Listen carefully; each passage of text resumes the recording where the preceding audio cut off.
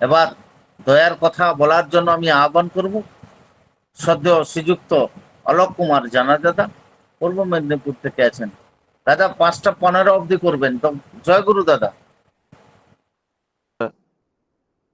দয়ালের দয়ার কিছু কথা বলতে বললেন।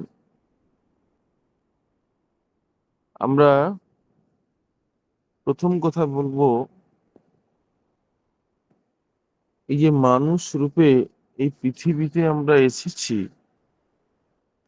এটা হলো দয়ালের প্রথম দয়া।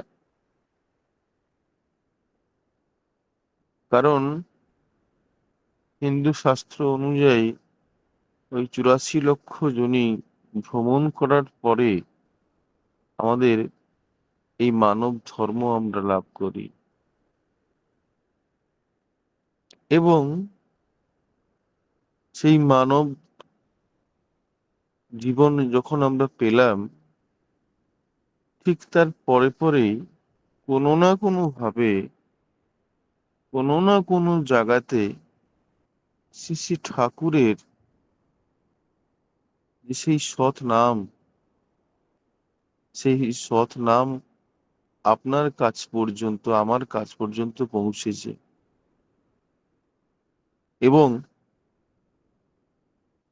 সেই সৎ নাম, বীজ নাম আমার অন্তরে যবে থেকে প্রথিত হলো, জীবনের পরিবর্তন হওয়া শুরু হলো।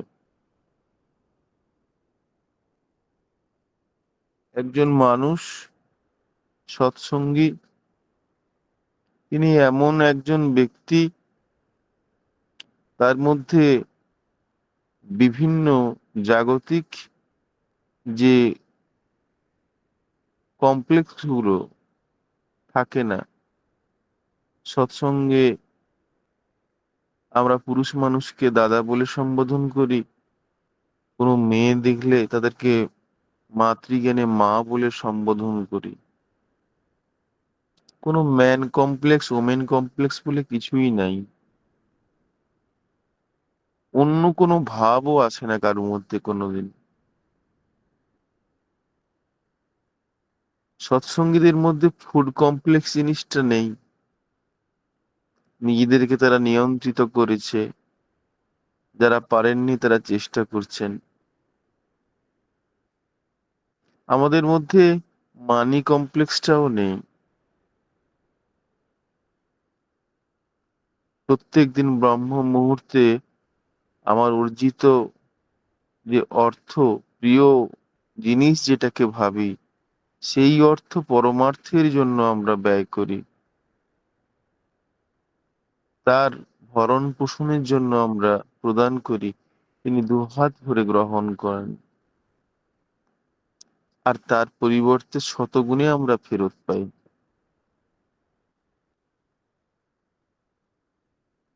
আমাদের মধ্যে পাওয়ার কমপ্লেক্স নেই।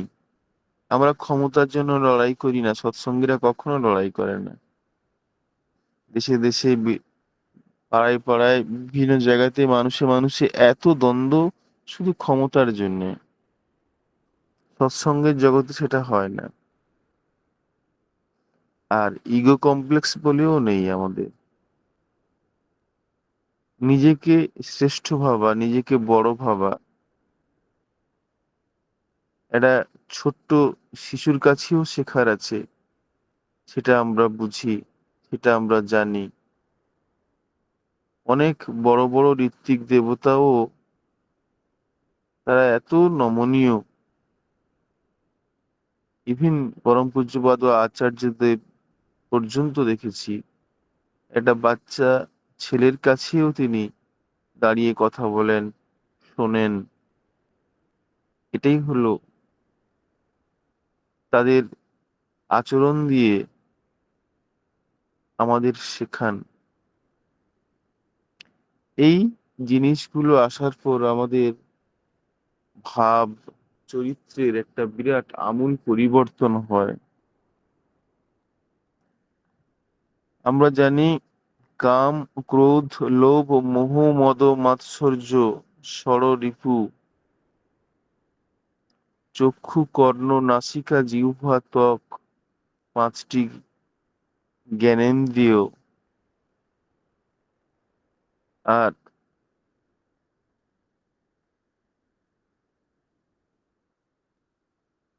আমাদের যে 5টি কর্মেন্দ্রিয় আছে, হস্ত, বাক, পায়ু, পদ ও উপস্থ, এই 16টি জিনিসকে যদি আমরা নিয়ন্ত্রণ রাখতে পারি, তাহলে কিন্তু আমরা পরমার্থিক যে আনন্দ, আমার অন্তরের যে সেরা আনন্দটুকু পাই,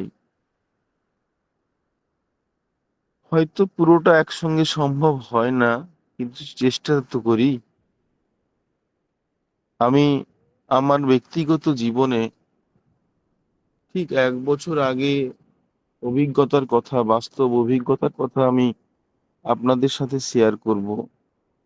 আজকে অগস্ট মাস চলছে। গত বছর ঠিক অগস্ট মাসের ঘটনা।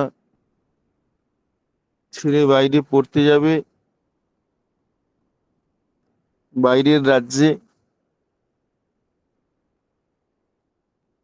নতুন জায়গা, কোনো কিছু জানি না,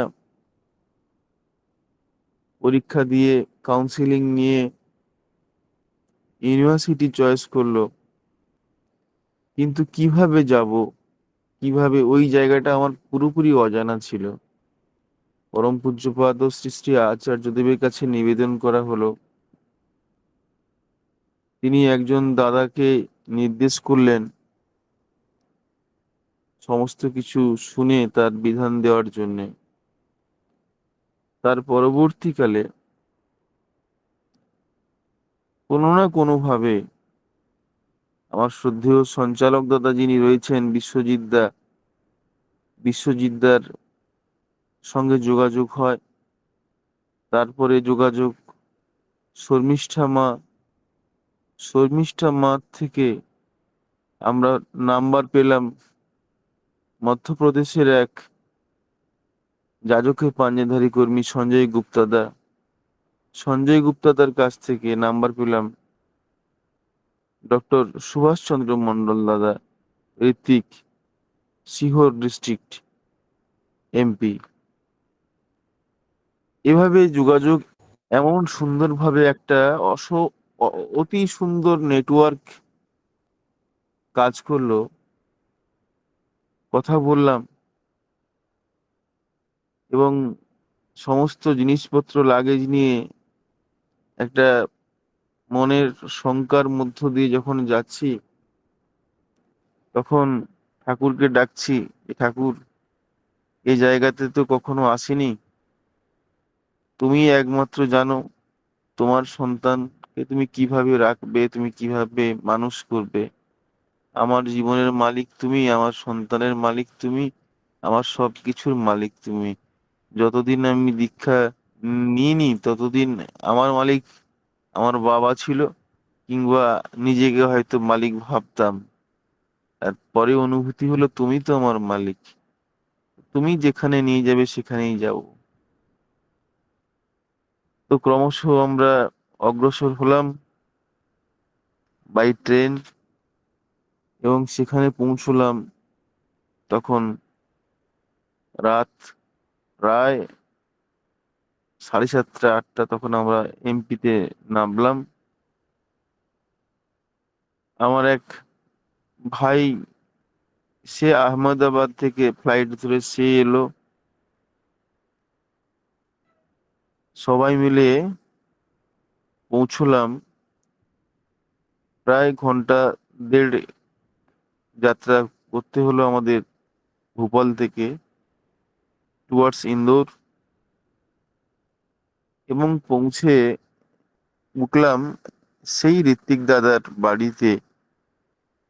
কি বলবো, বিরাট প্রতিকূল আবহাওয়া, প্রচন্ড বৃষ্টি হচ্ছে। দাদা লাইভ লোকেশন পাঠালেন। দাদার সঙ্গে প্রথম যখন দেখা হলো, দাদা আমাদের জন্য দাঁড়িয়ে রয়েছেন, বাড়ির বারান্দায় দাঁড়িয়ে রয়েছেন। তিনি অধীর আগ্রহ উদ্গ্রীব হয়ে তিনি যেন তার কোনো পরমাত্মীয়, আত্মার আত্মীয় যেন আসছেন, এই ভাব নিয়ে দাঁড়িয়ে রয়েছেন।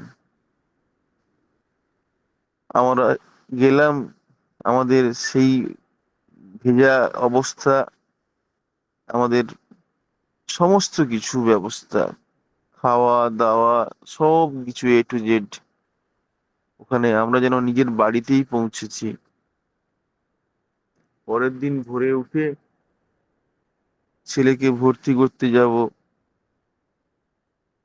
রাখি পূর্ণিমার ডেট ছিল, ডেটটা তার পরের দিনের আমরা ইউনিভার্সিটিতে যাচ্ছি অ্যাডমিশন করাতে।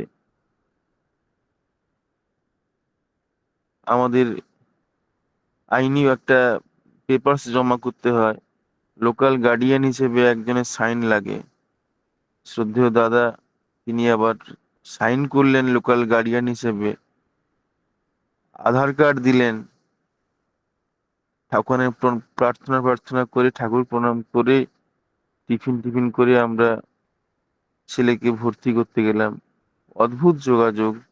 সেখানে যোগাযোগ হলো এক অধ্যাপকের সঙ্গে, দাদা যোগাযোগ করিয়ে দিলেন, যিনি সেই ইউনিভার্সিটির অধ্যাপক এবং পূজনীয় অবিন দাদার খুব কাছের মানুষ।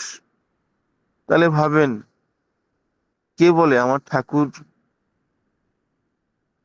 নেই, কে বলে ঠাকুর ধরলে কিছু হয় না, যারা বললেন ঠাকুর ধরলে কি হয়, একটাই উত্তর দেওয়া লাগে, ঠাকুর ধরলে সবকিছু হয়। ঠাকুর ধরলে কি না হয়? আমরা সেখানে যাওয়ার পর ছেলের অ্যাডমিশন হলো, হোস্টেলের কাউন্সেলিং হলো, রুম অ্যালটমেন্ট হলো। যখন প্রথমবার ছেড়ে বেরিয়ে আসছি, চোখ দিয়ে জল ঝরছে। এত দূরে, ঠাকুর তুমি খেয়াল রাখো তোমার সন্তান। আর এখন আমি বায়োলজিক্যাল ফাদার, কিন্তু তুমি তো তার পরম পিতা। আমার বাবার চোখে জল, আমার চোখে জল। এবং একদিন থেকে তারপর দিন আমরা ফিরছি, সেই অনুভূতির কথা বলে বোঝানো যায় না, মানে কি বলবো, এত কষ্টের। ছেলেকে বলেছিলাম, বাবা ইষ্টভৃতি করিস, ঠাকুরের ছবিটা রাখিস, থানকুনি খাবি, যে স্যারের সঙ্গে যোগাযোগ রাখবি, আর ঋত্বিক জেঠুর সঙ্গে যোগাযোগ রাখিস, জীবনে দেখবি তুই সব বিপদ কেটে যাবে, সবকিছু হয়ে যাবে। কি অদ্ভুত জিনিস। আমরা যখন বাড়ি ফিরবো, শ্রদ্ধেয় ঋত্বিক দাদা তাদের নিজেদের গাড়ি করে আমাদের রেল স্টেশন পর্যন্ত পৌঁছে দিয়েছিলেন। ছেলের ভালো মন্দ, ছেলের সবকিছু তিনি খোঁজ নেন, তিনি যোগাযোগ করেন। দাদা ডাক্তার, ওনার মিসেস বাপিমা, তিনিও একজন ভালো চিকিৎসক, এবং ওনার ছেলে একজন মেডিকেল অফিসার, বড়, ছোট ছেলে সায়েন্টিস্ট। পুরো পরিবারটা যেন ঠাকুরময় হয়ে আছেন। যখন পরম পূজ্যপাদ শ্রী শ্রী দাদার অস্থি বিসর্জন হয়েছিল শিপ্রা নদীতে, তখন পূজনীয় বিঙ্কি দাদা ওনাদের বাড়ির হয়ে গিয়েছিলেন, পরম পূজনীয় শুভ দাদা গেছেন, তাদের চরণধুলি তাদের বাড়িতে পড়েছে। এবং তারা যেভাবে সমস্ত কিছু করলেন, সেই ঋণ কখনো শোধবার নয়। আমার শ্রদ্ধেয় বিশ্বজিৎদার ঋণ আমি শোধ করতে পারি না, আমার শর্মিষ্ঠা মায়ের ঋণ আমি শোধ করতে পারি না, আমার ঠাকুরের ঋণ আমি শোধ করতে পারি না। আজকে দেখতে দেখতে প্রায় কেটে গেল 1 বছরের বেশি। ছেলে ফার্স্ট ইয়ার কমপ্লিট করলো, বিটেক, পরম পূজ্যপাদ ও আচার্যদেবের আশীর্বাদে পরীক্ষার জন্য নিবেদন করা হয়েছিল। তিনি আশীর্বাদ করলেন অভূতপূর্ণ সাফল্য পাবে ও এই ভাষাটা বললেন, এবং পরম পিতার দয়ায় ফার্স্ট ইয়ারে একটা ভালো স্কোরিংও করেছে। সিজিপি একটা খুব ভালো স্কোরিং করেছে। সেকেন্ড ইয়ারের পরীক্ষা চলছে। যখনই বাড়ি থেকে যায় ঠাকুর ভোগের জন্য যা কিছু যেটা পাঠানো প্রয়োজন আমরা সেই পরমাত্মীর জন্য পাঠাই, এবং এভাবেই আমাদের মধ্যে একটা পারস্পরিক বন্ধন। শ্রদ্ধেয় বিশ্বজিৎ দা যখন সম্ভব হয় খোঁজ নেন, ছেলের কি হচ্ছে, দাদা এখন কি খবর, পারিবারিক কথা। এই তো আমাদের পাওয়া। 5:15 হয়ে গেছে, এখন আর বেশি দূর এগোবো না। একটাই কথা বলবো, যে আমাদের জীবনে নিরন্তর তার দয়া আমরা পাই, দয়া পেয়ে চলেছি। সত্যি কথা বলতে, যে তাকে পেলে সবকিছু পাওয়া হয়, এই অনুভূতিটা যেন আমাদের আসে। জীবন পরিবর্তিত এমনি হবে। প্রত্যেকের সুস্থ স্বাস্থ্য সুদীর্ঘ মঙ্গলময় জীবন কামনা করি। আপনারা সবাই আশীর্বাদ করবেন, কামনা করবেন যেন ঠাকুরের মানুষ হয়ে ওঠে। জয় গুরু, জয় গুরু, জয় গুরু।